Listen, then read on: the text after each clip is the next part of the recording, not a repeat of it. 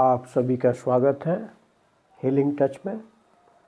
BPSC के 2 प्रश्नों को हम लोग देखेंगे और इसका सॉल्यूशन ढूंढेंगे। ये 65th बीपीएससी के प्रश्न है। पहला प्रश्न है, who established Ashtapradhan? Who established Ashtapradhan? Option A Chandragupta, option B Ashoka, option C Harshavardhan, option D Shivaji, option E none of the above, more than one of the above. तो इसका सही आंसर है शिवाजी। शिवाजी ने अष्टप्रधान को एस्टेब्लिश किया था, यानी उसका गठन किया था। अष्टप्रधान एक उनके मंत्रियों का ग्रुप था जिसमें 8 मंत्री थे। तो इसके बारे में हम लोग देखते हैं। पहला था Peshwa. First was Peshwa. Peshwa prime minister को कहा जाता था, पेशवा प्रधानमंत्री को कहा जाता था। सेकंड सर ए नौबत जो आर्मी चीफ यानी सेनापति हुआ करता था। सेना में सैनिकों की भर्ती, संगठन व अनुशासन पर काम करना उसका काम था। थर्ड था अमात्य। ये फाइनेंस डिपार्टमेंट का हेड हुआ करता था। अमात्य वित्त विभाग का प्रधान था। फोर्थ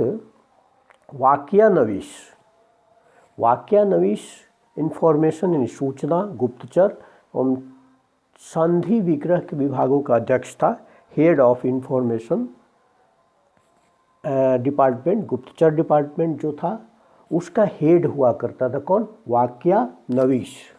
इसके बाद आपको फिफ्थ है शुरुनवीश या चिटनिस। दोनों एक ही चीज़ है, शुरुनवीश और चिटनिस। ये जो ऑफिशियल लेटर हुआ करते थे, राजकीय पत्र हुआ करते थे, उसको पढ़ता था और उसके लैंग्वेज को देखता था, भाषा शैली को देखता था। उसके बाद नेक्स्ट है दबीर अथवा सुमंत। दबीर या सुमंत ये फॉरेन मिनिस्टर होता था, यानी विदेश मंत्री की तरह इसका पोस्ट हुआ करता था। उसके बाद नेक्स्ट है सदर या पंडित राव। पंडित राव का काम क्या था? ये धार्मिक काम था, इसका रिलीजियस वर्क करता था ये, ठीक है। इसको दाना अध्यक्ष भी कहते थे, दान अध्यक्ष। इसके बाद न्यायाधीश या शास्त्री था, ठीक है। न्यायाधीश या शास्त्री, यानी आपको न्यायाधीश यानी जज या इसको शास्त्री कहा जाता था। ये हिंदू न्याय की व्याख्या करता था। जो हिंदू जुडिशियल जो सिस्टम है उसकी व्याख्या ये करता था। खास बात है कि पंडित राव या उसको सदर भी कहते हैं। पंडित राव और सदर और न्यायाधीश अथवा शास्त्री को छोड़ करके बाकी सभी को सैनिक कार्यवाही में लगाया जा सकता था।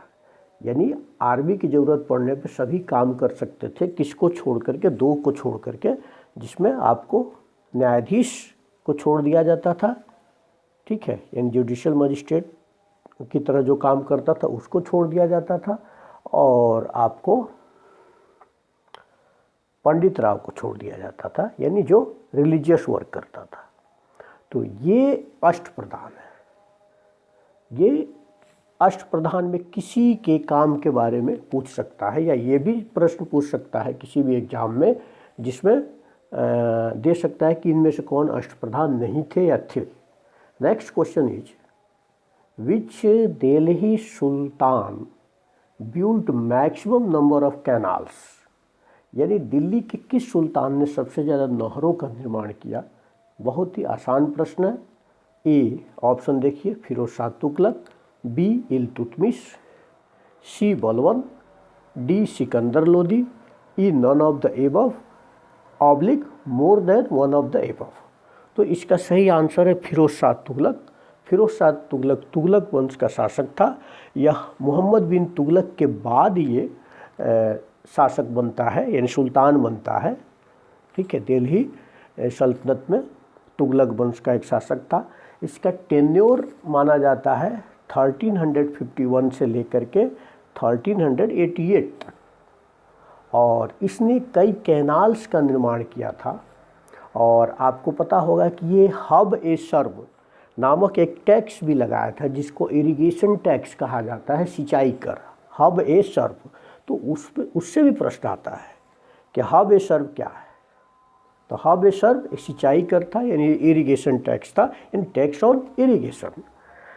इसने कई कैनाल्स का जो है ना निर्माण कराया था। तो कुछ फेमस कैनाल्स देखें। Yamuna to the city of Hisar, पहली कैनाल थी Yamuna to the city of Hisar, Yamuna से लेकर के हिसार तक एक नहर का निर्माण कराया था। Second, Sutlej to the Ghaggar, यानी सतलज से लेकर के घग्गर तक एक नहर का निर्माण कराया था। इसी को राजवाही कैनाल कहते हैं। सतलज टू द घग्गर, यानी सतलज से लेकर के घग्गर वाली जो नहर है उसको राजवाही नहर भी कहते हैं।